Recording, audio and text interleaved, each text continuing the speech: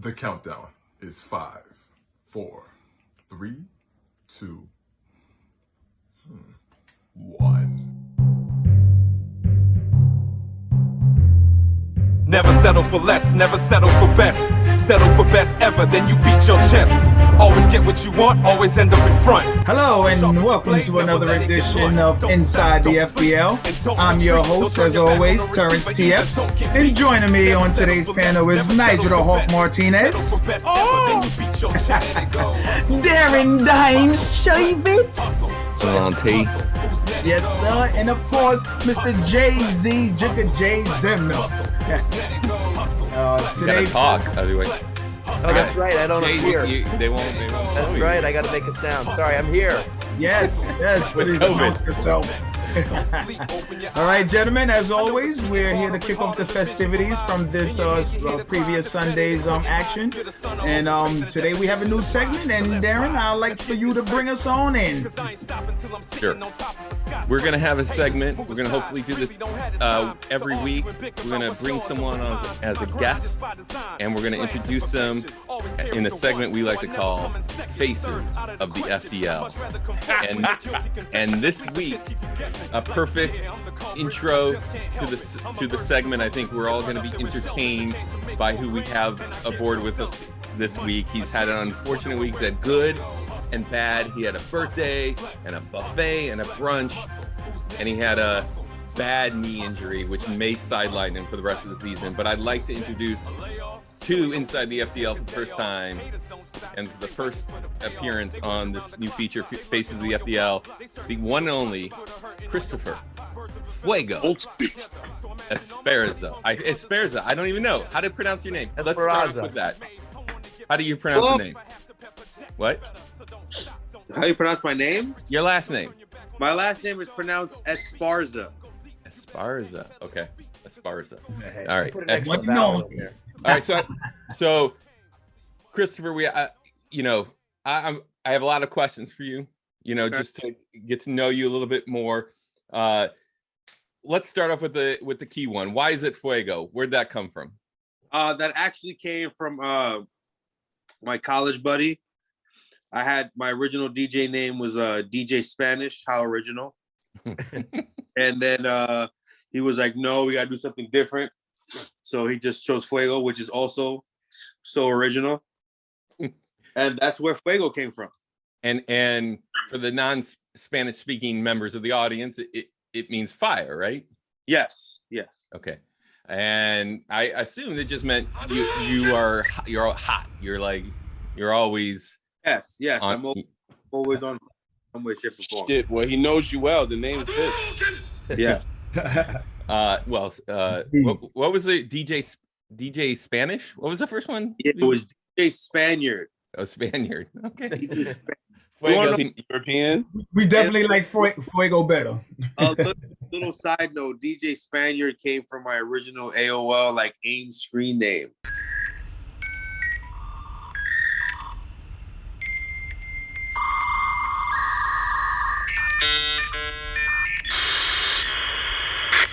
You've got mail.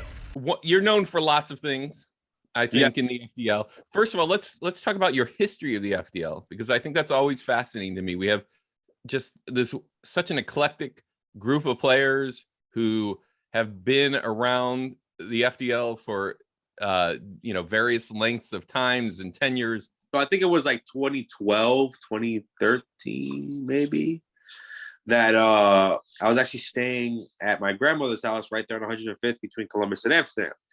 And then that's when the pot session was really, I was smoking every morning.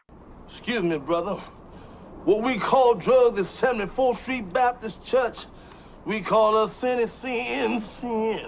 Well, around here, between Normandy and Weston, we call this here a little twin. Wow. So when I'm puffing, I'm walking down the street, I see you guys playing football. I'm like, who? This looks like it's fun. So I asked, what's this? What goes on? I think it was Brett. I think I spoke to Brett. I think Brett had just scored or something like that, which is very rare. County 911, operator 59, what's your emergency? Yes, ma'am. Shots fired in our neighborhood. My husband walked outside. I heard voices, and then I heard gunshots. Probably 6 rounds. But no, so he I think he had just scored. I spoke to him about it, and then he ended up giving you, or I ended up giving him my email, and then he gave my email to you. Okay. All right. So you were just walking by high as a kite and said this. I said I want to play some football. Now, were you a football player in high school or recreation? No, I actually, because my dumbass did, well, I just didn't apply myself in school, but for majority of reasons, so I never got a chance to play as much as I wanted to. But I did always practice with the team, like, on the weekends and stuff like that. Okay, so you knew the sport fairly well. And I knew the sport. I mean, a little tough to tell with that first year record of 2-11-1. We're looking at you. I don't know if people can see this, but we have your stats. Your stats here. You joined in the year 2010. You were that's the 6th generation. Yeah, that's crazy. There weren't many other players that year. That was a low year for new FDL recruits. But you've been a constant presence every year since then. You had 1 year you only played 2 games. I don't know what that was about. But probably an injury year. I think that's probably the year I hurt my shoulder. He played 7, 5, 2, 7. What? Between 2013 and 2017. Oh, he was an average of 4 games. I moved to Florida for like a couple of months. I think like in 2014 or whatever. Well, we're gonna talk about some of your, because you've been around the country. You've had some. I'm gonna stop the share here. You did win the biggest character award. At one time, I did all these random best of. It was a ballot that I did with, like, best QB, best hands. Hey yo, what the fuck? Let's pause for station identification. In that year, you won biggest character, and you've won the most improved twice. Year 2011 and 2012, twice in a row you won that. So that's a big accomplishment there. When my wife came to the field one week and she met you, I think, for the first time, and she was like, "Who was the crazy guy?" She might have said Psycho. Quite upsetting, actually. No. I mean, when you get on the field, you're an intense individual. Do you not agree with that? Wow. Yes, I definitely was an intense individual. It's just Chris. I know that you grew up in a family of all women. Yes. You did not have. What happened with your dad, if you don't mind? No, my dad was young. My dad was a young dude. He had me very, very young. So it was always out. Okay. And so what was the best and worst thing about growing up in a house with all women? Sorry about that. The best thing about growing up in an environment where it was mostly women was probably just being nurtured. It's tough. It's crazy. Like, it's kind of tough to get, like,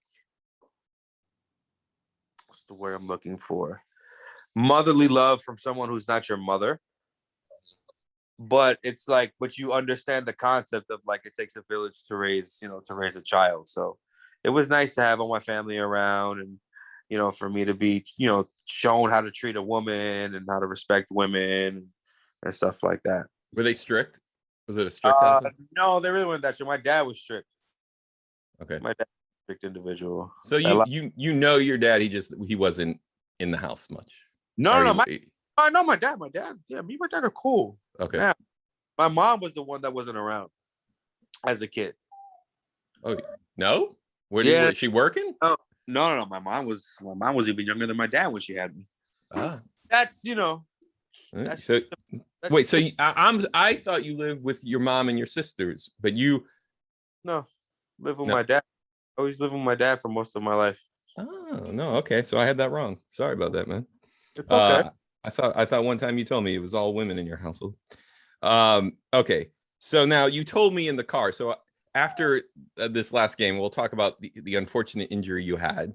Yeah. In this last game, I drove you to the subway station, and you told me in the car that you're in a very healthy relationship right now with your woman? Special football plan tomorrow? Special football plan tomorrow? Plan. Oh, any special football plan? Yeah, I plan on dominating. I plan on dominating. Your lady, going well, and you're kind of excited about potentially becoming a dad yourself, which is something you didn't think you were necessarily wanted maybe a couple of years ago or whatever. Yeah, I actually really wasn't. I was kind of, I don't want to say against it, but I just wasn't really for the idea of having a child or getting married. You know, that really wasn't that important to me. Like, it was one of those things where if it happened, great. If it didn't, so what? Okay. And what is the one thing about fatherhood that you're most excited about?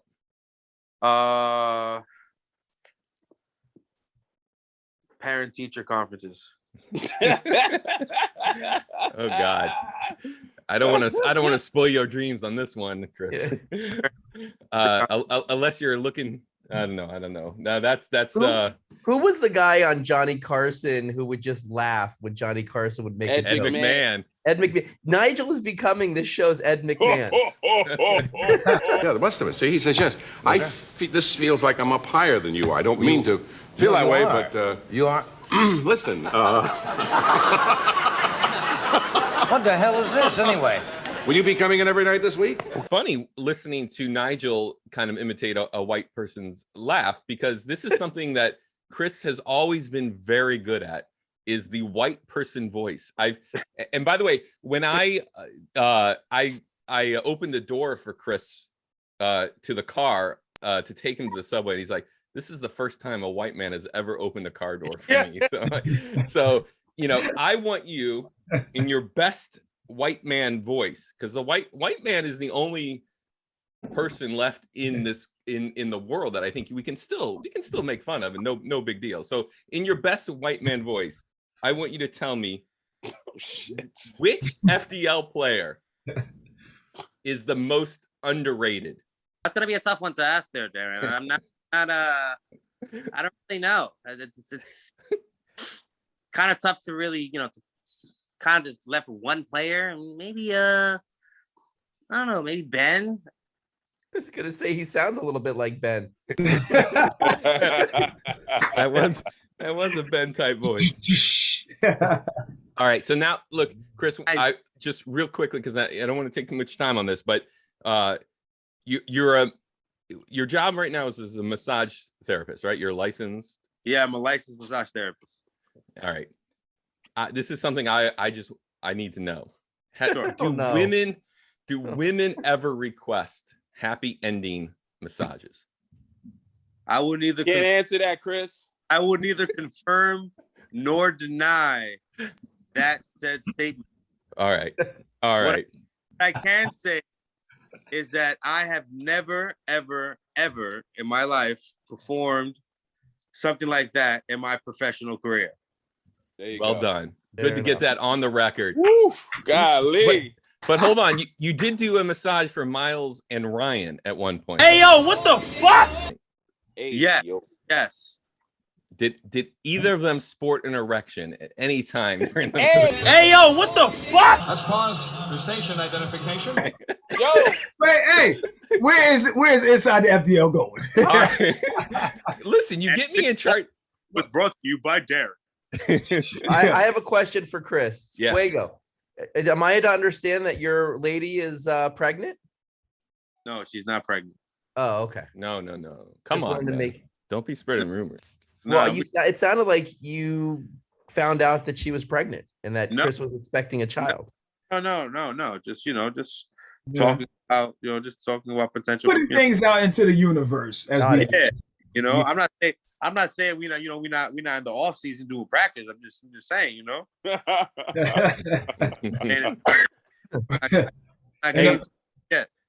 Final question. This injury is really unfortunate, and we're going to talk about the game and talk about that injury. But you're going to have some free time on Sunday. What do you hope to accomplish on some of these free Sundays? That's a great question. I have no idea. I'm going to be home more, so I don't even know. Rehab. I'm starting to take some courses on stocks. So I'm trying to get into the investment game. Yeah, I might as well, finally learn how to let my money work for me. All right. Well, I'll answer. Would you consider coming out and taking some video?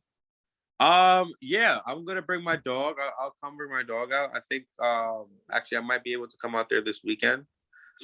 I don't know yet. It's actually friends and family at my job that just opened up, QCNY, Governor's Island. If you guys are looking to treat your wives to a nice day, you guys this is your spa where you're working at now. Yes. In Governor's Island, which you said is the first on the island. First for-profit business on the island, which is pretty cool. And is it open already? March 1st is the soft opening. I think March 4th is open to the public.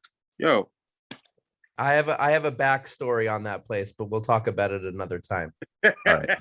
All right. So anyways, Chris, thanks for joining us. Sorry again about your injury that happened on your birthday weekend. Is really sucky. And we're gonna miss you, but you're definitely I'm hoping you come out and film and ref and be a part of it, because you're a huge part of the FDL and we love having you. Somebody's got to make sure calls don't go a certain way all the time. I did say, like, we want you to ref, and he's like, I'm not gonna lie, I'm gonna be biased.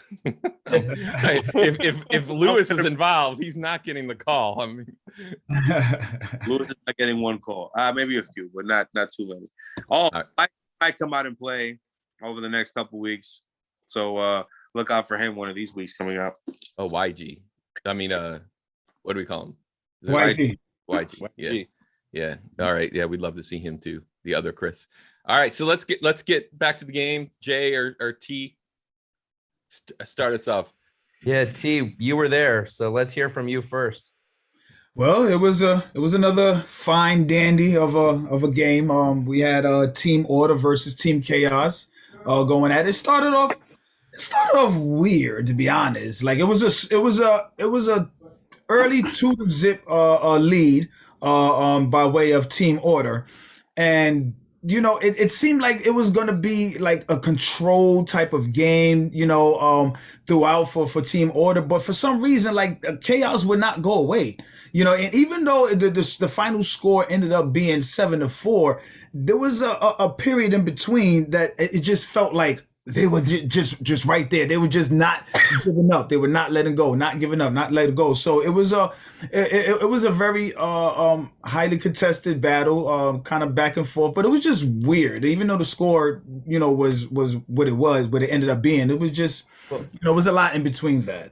T, I want to jump in only because I wasn't there, and I think it's important for anyone else that wasn't there to know what the rosters looked like, because they were very different from the rosters that Fred and I spoke of Saturday night before you guys played.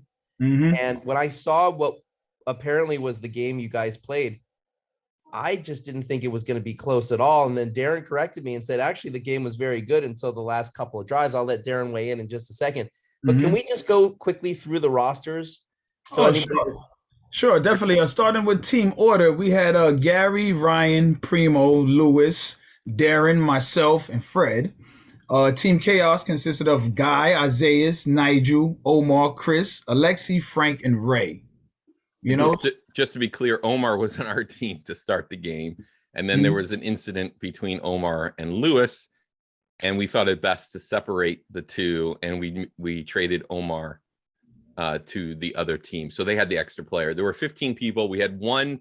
I'm surprised that the teams weren't like what you were discussing the night before, because we only had one absence, which was Puneet, who we were excited about seeing for the first time in years, but he said his ride didn't come in time or whatever, but so he wasn't there. And Puneet, I don't know what kind of Puneet we were going to get anyway, because it had been a while, and he said in the email he's gained some weight and has had some health issues when he was first here. He's a good player, athletic and solid, but that was the only difference. And so anyways, Omar was on our team to start. I mean, I'll be interested in here. We haven't heard much from Nigel's view of the teams, because when I saw them, and by the way, Isaiah was on we had to make a trade, Isaiah for T pregame. I don't know what they were thinking about, honest to God, because we're not the teams. Anytime you put Lewis and Ryan on the same team, I don't think that's a fair. It's not fair. I think it's tough to balance on the other side of things.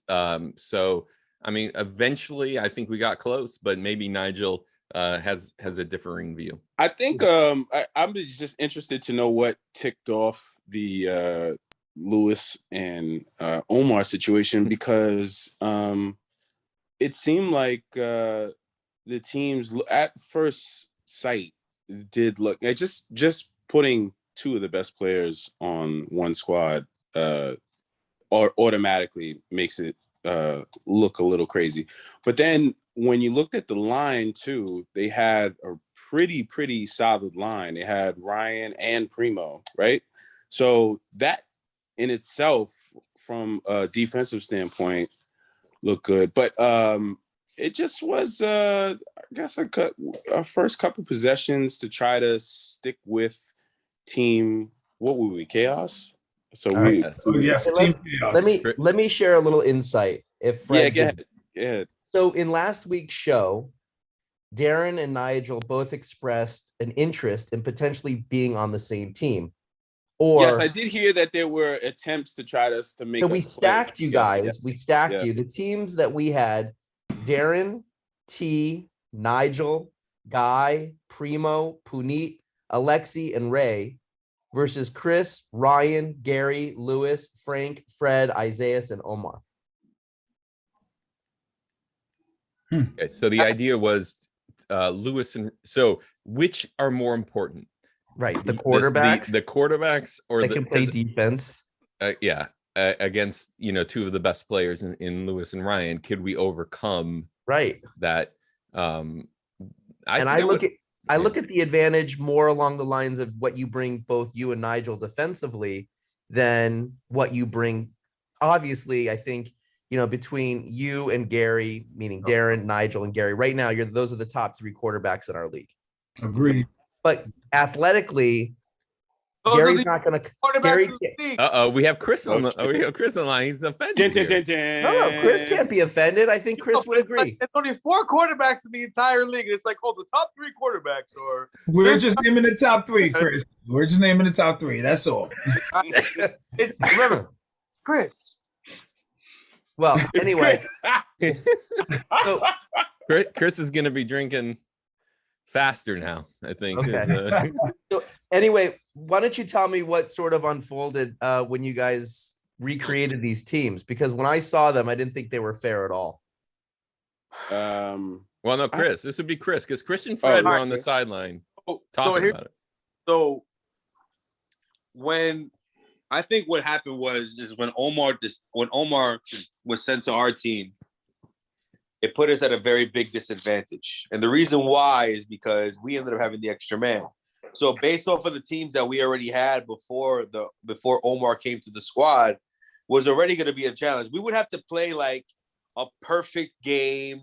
Nobody could make any mistakes, because now you had Ryan, Primo on the line, and you had Lewis, and you had Ryan and Lewis in the receiving core, which is already kind of tough to deal with. Plus you had Darren and Gary, it was just too much. So I think that kind of made a problem, because if Omar would have stayed on the other team, it would have, at least somebody would have had to have been out. Somebody. So either Lewis would have been out, Primo would have been out. I think that's kind of where I was a little bit concerned, and I asked Fred if we should just kind of just keep that, but it kind of just it never came into fruition. Plus, after I went down, Primo should have came to our squad after that. That's just my opinion. We can talk about that later, because that's that happened later in the game. Anyway. That's a separate issue later in the game. But the thing that so you guys decided on the sidelines to no longer go along with this idea of me and Nigel versus Ryan and Lewis, because you would have been with Gary, and it would have been an interesting dynamic. I think to Puneet being gone and then Primo not being there kind of changed the whole dynamic of it, because we didn't know if Primo was coming, and then Puneet wasn't going to show up either. So it was kind of a scramble to figure out what would make the most sense. All you do is you move What you guys should have done is just moved Frank to Darren and Nigel's team. Which I think we ended up doing anyway. No. Frank stayed with you guys. Oh yeah. Well, no, I proposed that trade and Fred denied it. Whatever. See what happens when I'm not there. Well, look, it was complicated, but it was made more complicated. Chris seems to think that the Omar thing had a big difference. I find it hard to believe that was a big difference, but the Omar thing, which we should at least discuss briefly, because Nigel kind of wondered what happened there. Yeah, there was a play. We were driving down the field, and there was a play, and for whatever reason, I don't even know exactly, but I think Lewis had a suggestion about Omar running handling the route better or differently. And you know Lewis, he can say things in a way that's not the best,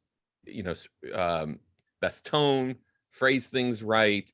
He complains about people's performances probably too much, not realizing that we're all like on a different level than him for the most part. And I think it can rub people the wrong way. Omar, I think, is especially sensitive to criticism. And I think he took it poorly and in a way that was probably above the necessity in terms of the offense taken. And it got ugly. Honestly, it was one of the most uncomfortable situations I remember since the Maba Lewis fiasco several years ago. I thought it could get to that point. There was ugliness, and so I think Fred made the right call to separate them. And although I kind of think putting them on opposite teams, then I don't know. I mean, I don't know if that was the right move or not. It did seem to keep the tension down a little bit, so all good. Although it kept down, but like I said, it just doesn't. We couldn't afford to have any people come out, and not for nothing, our squad was already tiny as it was. The only person that we had that was with height, I think, was Frank. Frank was the only person, and Nigel. Well, Nigel needs to be our quarterback. Caston! Yes, what up, Cass? What's up, Caston? Yeah. But yeah, I think Omar being put on our team, which for good reason. I get it. I understand.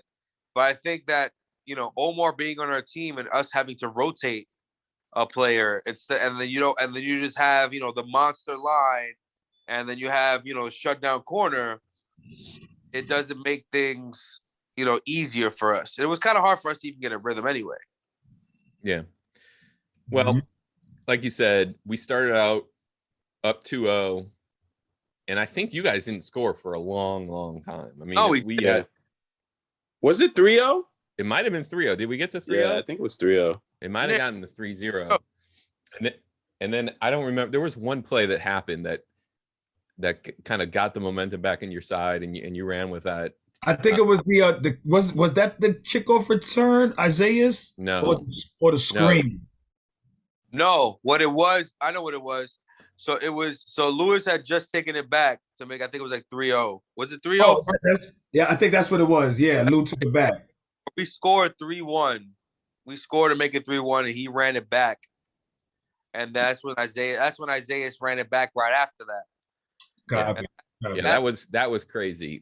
We had 2 kickoff returns for touchdowns, which we haven't had a kickoff return for a touchdown in a long time. minute, yeah. And but was it back-to-back kickoff returns? Yeah. Back to back. No, I think it was there was a drive in between or something, but from a score came off the heels of some sort of play because Lewis felt the need to say "ball don't lie," right? So the "ball don't lie" came back in last week, yeah, and it did. so several times.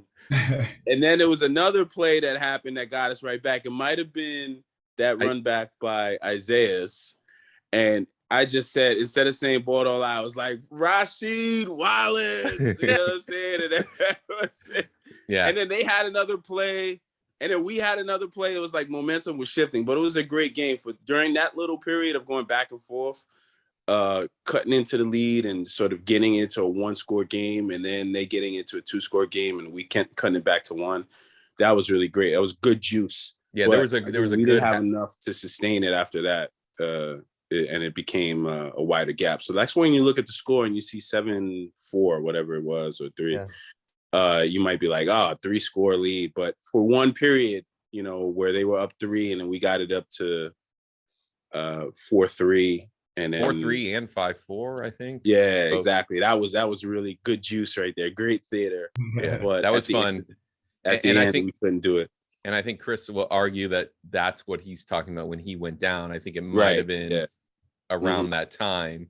Yeah, that's where, I mean, it's crazy because even though I went down and we did go on a run, Nigel was on fire after that. And I still think, with me going down, you should have at least gave us, at least Ryan or Primo should have been in the conversation of being traded, to our team to at least balance out the teams. Maybe like Primo for Frank or Ryan. Chris, but in all fairness, though, we had them at 4th down and at the 50, 4th and 1st, and they were like on 49.5.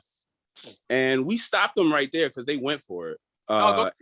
Gary throws that ball to Ryan in double coverage. It was an awesome throw. Yeah. I mean, but if they don't make that score there and we got the short field with 4 downs to score, it might be a different game. I just think, that play just was a play of the game and we couldn't bounce back after that. Because we really had them I'm sorry, Jay. I just want to say I just definitely agree with Nigel in the fact that with the game that late, I think mid-game trade just shouldn't happen at that point in the game. It's already 5-4. Everybody's already. It's just too late in the game to really make that type of trade. To be honest, we still had a chance though, and that's what we want in this league. I still want a chance. It's not like you're on a team and we've probably been on some where there's no chance in hell. It's unfair. And it's not fun. A good sign. Like this one, we had a chance. So I'm the one. Like even if we don't have the teams are not balanced or whatever, or you might feel like you're not balanced while you're playing. If you just tell yourself you got a chance and your team actually does, and you go out there and try to compete as best as you can, sometimes you win those games where they're not in your favor and it feels that much better. You know what I mean? Because you weren't handed the best team to begin with and you still were able to win. So I honestly, I think you guys should take some pride in the fact that you came back in that game because I think all the chips were on our side and it seemed kind of not hopeless, but it seemed like a tough hill to climb. And then you had a big score and then Lewis ran one back for a touchdown. Yeah. And it seemed like that was a killer. And then you came right back again with the Isaiah run and a screen touchdown. That screen was, oh my God. I'm still kicking Isaiah's had a great game. And he's been struggling the last few weeks with Lewis on him a lot. And I think, it was probably good. He was frustrated too. He got into it a little bit with Lewis too. Jay, we ran a screen third and first, I guess, if you want to say. Blitz alive, and we ran an 80-yard screen to Isaiah on the blitz, and where did you line? Amazing. Where did you line Isaiah not loving that up? play. No, I'm not giving up this play. I knew it was coming, Darren. I knew it run for you all the time. Yeah, and he was able to run it and make some jukes.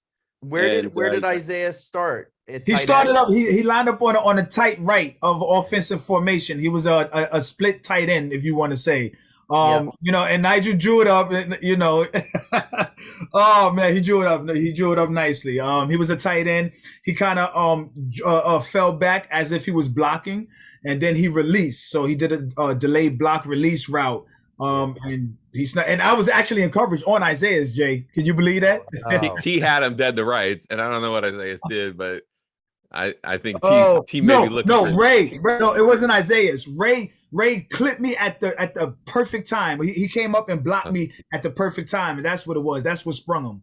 And then Fred had him down the field on the sideline, and somehow Isaiah's didn't step out of bounds, and Fred also got juked out of his mind. So not our best moment in that game. And then after that, then the Rasheed Wallace came on after that again. So it was amazing. It was great. Yeah. Well, anytime a member of the losing team thinks the game was fun and competitive, that's a good sign of balanced teams and a good Sunday. So Yeah. Something to be said for that. For all the complaining about the I still don't. Yeah, yeah. We don't want to get in the habit of just complaining of the teams being made every fucking week. So. All right, let's talk about stats. I knew my boy Ryan was going to have a big week, and it looks like he did from the stat line. Any other members of the FDL that stood out on Sunday?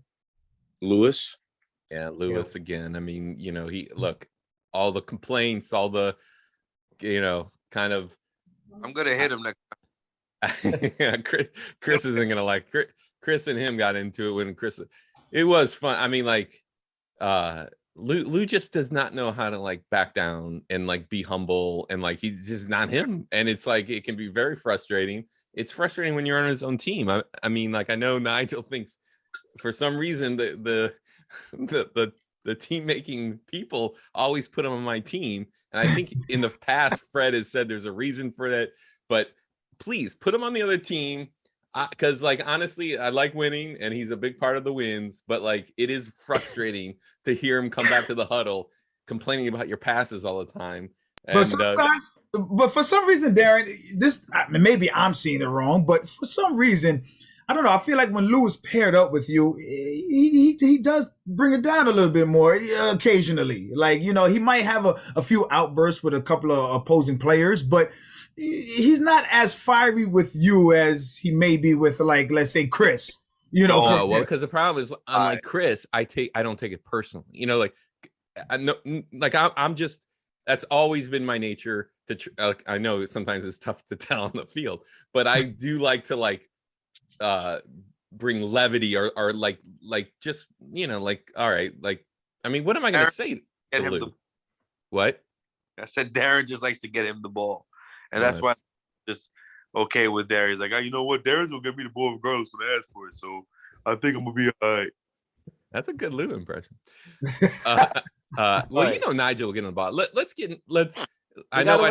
We got to look at the stats. Okay. Yeah, let's look at the stats. All right. Lewis got the 3 touchdowns and 3 touchdowns caught and the kick return for return. So he accounts for 4 of the 7 scores. That's right. Yeah. Ryan got 2 touchdowns, and then T had the first touchdown of the game. That's our 7. Darren, you also had another multiple INT game. I think that's 2 or 3 in a row for you. Right. No, I've been on it's good. It's ball is finding you. Yeah, last year I had a really bad year in terms of interceptions, and this year I'm doing well again, so that makes me happy. And by the way, Lewis was on my case for dropping, I think, an interception, and he ended up dropping 2. I think that screw you. Yes. So Nigel had a nice game in a losing effort, 3 touchdowns thrown, 1 INT caught. And Isaiah's had a nice game with 2 touchdowns caught in the kickoff return. And of course, Guy is always steady. They caught another TD and 2 INTs caught. Mm-hmm. Amazing. One thing I will take away from that TD, so there's sometimes you just don't want to throw the ball against Lewis. But I was just determined. It was a 4th down play. We were like by the end zone, and I said, fuck it. We're down. I'm just gonna throw this fade to Guy, and it was so funny. I had to wait like 10 seconds for Guy to get off the press from Lou. I'm sitting there waiting for him because Lou has him sort of locked up and shit. I feel bad for the other receivers who are doing their routes on the other side. They're like, what, standing up with their hands up. I'm like, no, fuck that. I'm throwing this to Guy because I felt like, sometimes when Lewis is on him or whoever Lewis is on, it's a little intimidating. Sometimes you want to throw the ball with his coverage. But that time I was just like, you know what, just throw it up there and give him a shot. And lo and behold, he had a nice little jump ball in the corner of the end zone. With his feet in bounds, just barely in bounds, and made the catch. Lou tipped it too. Yeah, Lou tipped it. Yes. Lou, yeah. Yes. And he ended up staying focused. Yeah, guy's great. I mean, he's banged up. He's not sure he's going to play this week, but he had another good game. I mean, personally, I think you give it to Lou. I hate doing it. The MVP I'm talking about. I mean, Ryan had a good game. He had the sack and 2 touchdowns and probably the biggest touchdown in the game that Nigel mentioned, that 4th down pass. But I still think 4 scores, kickoff return, which was a dagger kind of in it seemed like they were getting momentum there. And so, You give it to Lou. But I'm telling you, I know I don't have any say in the team building, but let's get Lou on Nigel's team. Yep. And mix it up this week, so I don't have to hear it from him or Nigel. Gary had another solid game. Gary had the best throw in the game was that pass to Ryan. Oh, Gary had a good game. Right. Gary had a good game. That was an amazing pass. All right. So we got Lou for MVP this week. What do our rosters look like? Or not the rosters, but the participants for and this before week? you, I'm sorry, gentlemen, before we move on, I'll try to be as modest and humble as possible, but I just wanted to throw in that I had a bounce back game myself, because remember I bet on myself last week. Yeah, he did. Okay, and what you don't see on the stat sheet is I had about 7 PBUs. Okay, Darren, which you failed to mention, but I did pretty well at coverage this week. So now we can move on. No, you're right. My bad. He wanted to, try and get that in the stat book, pass breakups. But he had a big game, and 2 interceptions, right? Yeah, 2 interceptions caught. In the first and I was out there guarding Isaiah, though, so I'm pretty proud of myself for that. 41 years old against what, 16, 17? I don't know if that's just sheer fact that the quarterback wasn't throwing the ball properly or good defense. I'm still on the fence about that. It counts either way. We can always match it up again, baby. Chris it's said funny it. though. I tried to get it into T's head as he was arriving into the game, arriving to the field. I was like, "Yo, T, did you bring your hands today?" And he's like, I forgot what he said. He said some funny shit, but it of course, it was good to see him having a bounce back game. I said we're gonna see today. We're gonna find out. He had the first touchdown and the first interception of the game. It looked like he was MVP bound, and then he had some little bit rockier moments in terms of some of those pass breakups. What? Yeah. In terms of coverages, it was tough, going against Isaiah, and I at one point I matched up with Guy. A couple of times I matched up with Guy as well. So I had Alexi caught me with a nice one too, a beautiful over the head one. Wait, that wasn't a touchdown, but that was a great throw. No touchdown, D. Don't give him that was a great throw. I ain't give him no TDs. All right. So, anyways, the roster for this coming week. Yeah. Unfortunately, won't include Chris because of that. Yeah. So I'm definitely out. Like the remainder of the season. I've kind of scaled back my my like severity level when it comes to how bad the injury is. Okay. It's definitely like a grade 2 sprain, so it's definitely going to take a couple of weeks for me to start really doing some stuff. But I should be good to start training. July, August. Right. XFDL back and forth. Yeah, there definitely will be an XFDL. In terms of practice and off season, so look out for that. Well, you told me, and I hope I'm not saying anything you don't want to disclose, but you're interested in also losing some poundage in the off season here. Oh yeah. Well, I mean, a lot of it's funny. That's part of the reason why the injury had happened the way that it did is because I literally stopped. I stopped because Lewis was coming towards me to kind of intercept the ball, and I stopped, and I didn't want to run into him. Because I knew how much size I have now, so I didn't want to. I know the guy's a physical specimen. Especially, by the way, every stat from now on should be asterisk. We're just throwing that out there. Don't think, Lewis. I know you're gonna watch this. Don't think that we forgot what you said before you left the field the other day. All right, HGH is not allowed here in our league. Better. Yes. Pay mind to that. But to get back to the play, I stopped with my left foot, which is the injured leg, and I tried to turn around and grab, the ball so he wouldn't make the play, and my leg twisted. So I felt the knee and the inside kind of stretch. So I kind of already knew, the moment I went down, it's crazy. When you're in this line of work, the moment you get an injury, you already assess, what the injury is, how long you're going to be out for, what type of work you're going to need. And it's crazy. So can you massage yourself? Can you, Yeah. Luckily, he does it every day, Darren.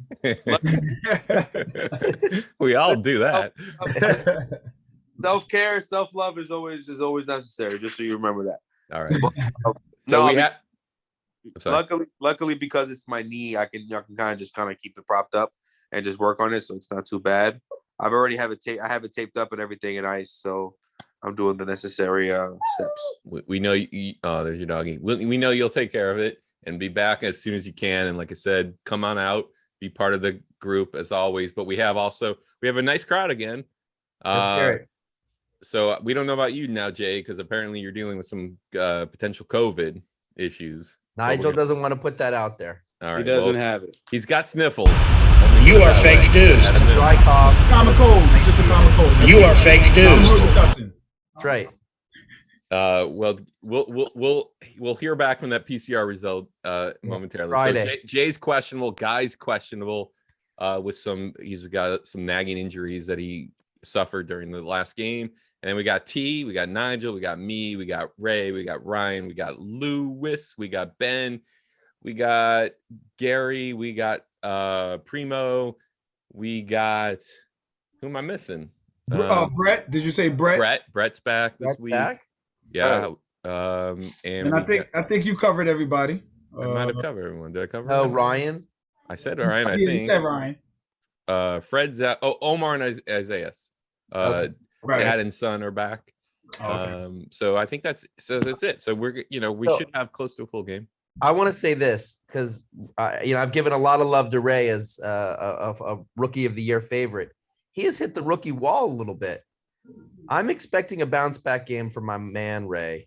I love it. He's so like, first of all, he's watching this because he tells me how much he loves Inside the FDL, and he's like, oh, I'm going to study that stat book. I want to see what the history of the league. Like, he's such a good character, dude, man, and never complains. He's the sweetest guy in the world. Yeah, he's really great guy, and so I like that call because he is talented.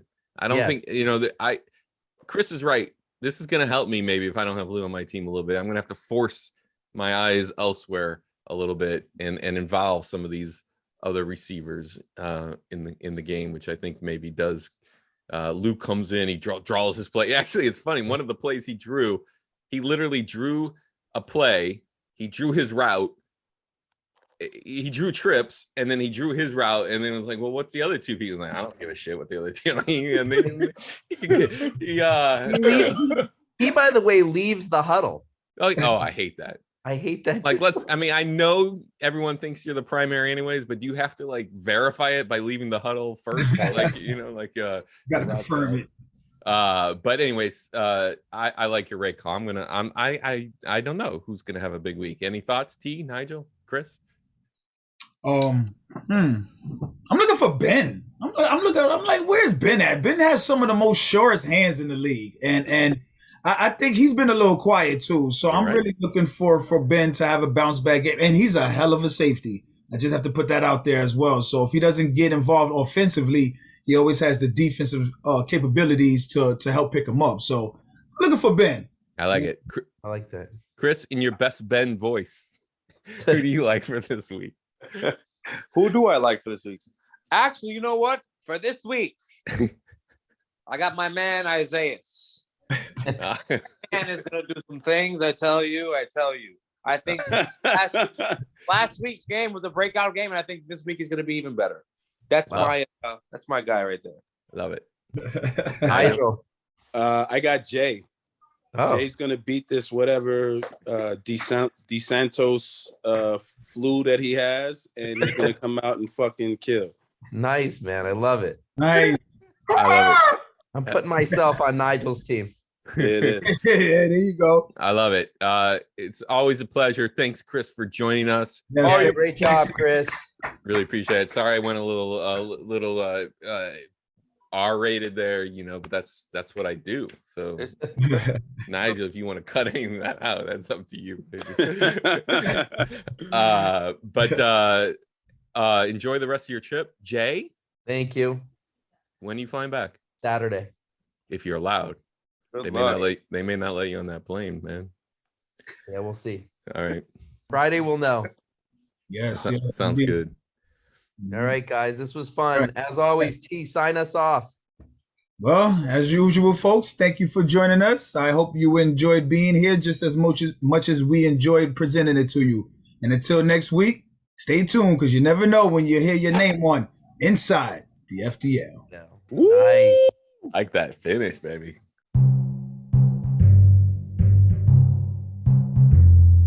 Never settle for less, never settle for best. Settle for best ever, then you beat your chest. Always get what you want, always end up in front. Always sharpen your blade, never let it get blunt. Don't stop, don't sleep, and don't retreat. Don't turn your back on the receiver either, don't get beat. Never settle for less, never settle for best. Settle for best ever, then you beat your chest. And it goes hustle, flex, hustle, flex, hustle,